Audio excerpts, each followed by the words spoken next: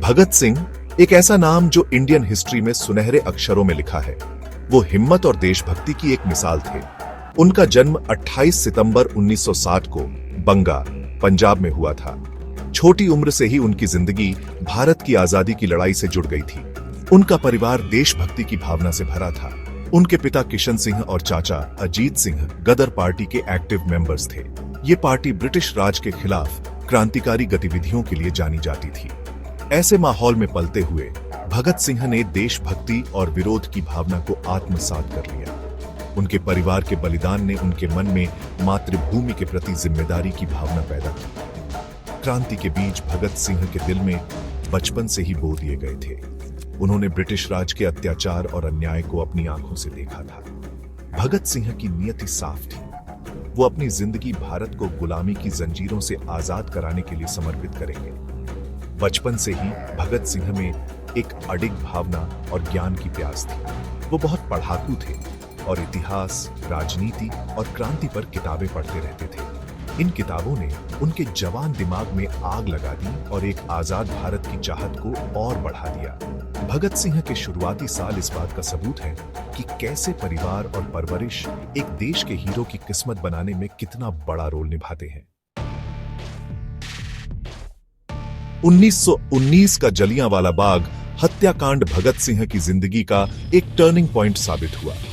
यह भयानक घटना, जहां ब्रिटिश सैनिकों ने सैकड़ों निहत्थे भारतीयों को बेरहमी से गोलियों से भून दिया, उनके मन पर एक गहरा घाव छोड़ गई।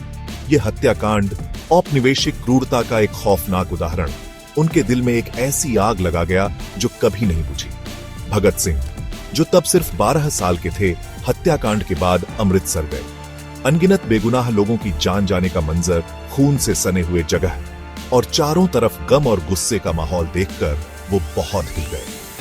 ये ब्रिटिश राज के असली चेहरे का एक कड़वा और क्रूर सच था। जलियांवाला बाग हत्याकांड ने भगत सिंह को एक बच्चे से एक क्रांतिकारी में बदल दिया। उन्होंने उस दिन बहे बेगुनाह खून का बदला लेने और एक आजाद भारत के लिए लड़ने की कसम खाई, जहां ऐसी क्रूरता कभी न हो। यह हत्याकांड ब्रिटिश अत्याचार का प्रतीक बन गया, जो हमेशा के लिए उनकी यादों में बस गया। जलियांवाला बाग में हुई बर्बरता ने ब्रिटिश साम्राज्य को खत्म करने के उनके इरादे को और मजबूत कर दिया। इसने उनके इस विश्वास को पक्का कर दिया कि भारत की आजादी सिर्फ पूरी स्वतंत्रता से ही मिल सकती है, डोमिनियन स्टेटस की भीख मांगने से नहीं। इस घटना ने भगत सिंह के एक जवान देशभक्त से एक निडर क्रांतिकारी बनने के सफर की शुरुआत की। भारत की आजादी के लिए एक अटूट प्रतिबद्धता से प्रेरित होकर भगत सिंह क्रांतिकारी गतिविधियों में पूरी तरह से डूब गए। उन्होंने माना कि सिर्फ शांतिपूर्ण विरोध ही काफी नहीं होगा। ब्रिटिश सत्ता को चुनौती देने के लिए एक ज्यादा एक्टिव और मजबूत तरीके की जरूरत थी। उनके काम में एक गहरी तात्कालिकता और बड़े अच्छे के लिए रिस्क लेने की इच्छा साफ दिखती थी।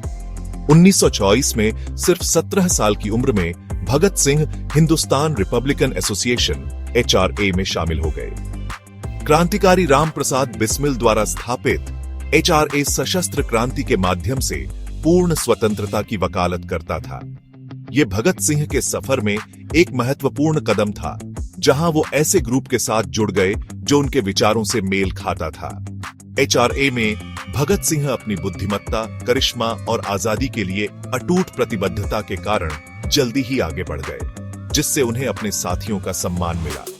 उन्होंने 1928 में HRA को Hindustan socialist Republican association HSRA में बदलने में महत्वपूर्ण भूमिका निभाई। ये बदलाव एक न्याय संगत और समान भारत के रास्ते के रूप में समाजवाद में उनके विश्वास को दर्शाता है।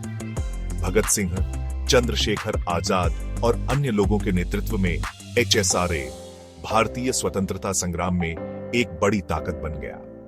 वो ब्रिटिश राज को उखाड़ फेंकने और उसकी जगह एक समाजवादी गणराज्य स्थापित करने के साधन के रूप में सशस्त्र क्रांति में विश्वास करते थे।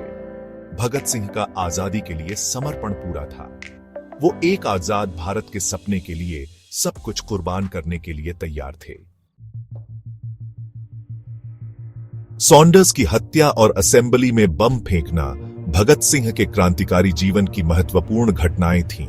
दिसंबर 1928 में भगत सिंह और उनके साथियों ने British police officer John Saunders की हत्या की।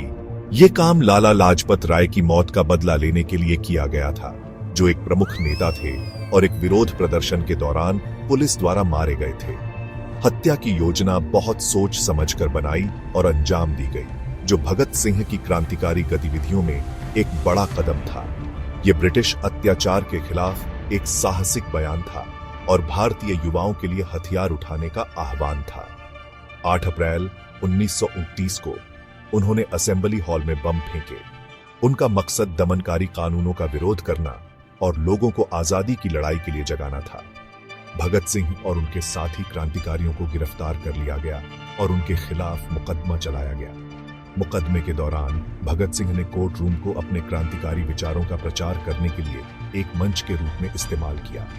उनकी वाकपटुता और अटूट साहस ने लाखों लोगों को प्रेरित किया और उन्हें एक राष्ट्रीय नायक का दर्जा दिलाया। सॉन्डर्स की हत्या और असेंबली में बम विस्फोट केवल विरोध के काम नहीं थे, बल्कि भारत की आजादी के लिए भगत सिंह की अटूट प्रतिबद्धता के प्रतीक थे। इन घटनाओं ने उनकी रणनीतिक प्रतिभा और आजादी के लिए सब कुछ कुर्बान करने की उनकी इच्छा को दिखाया।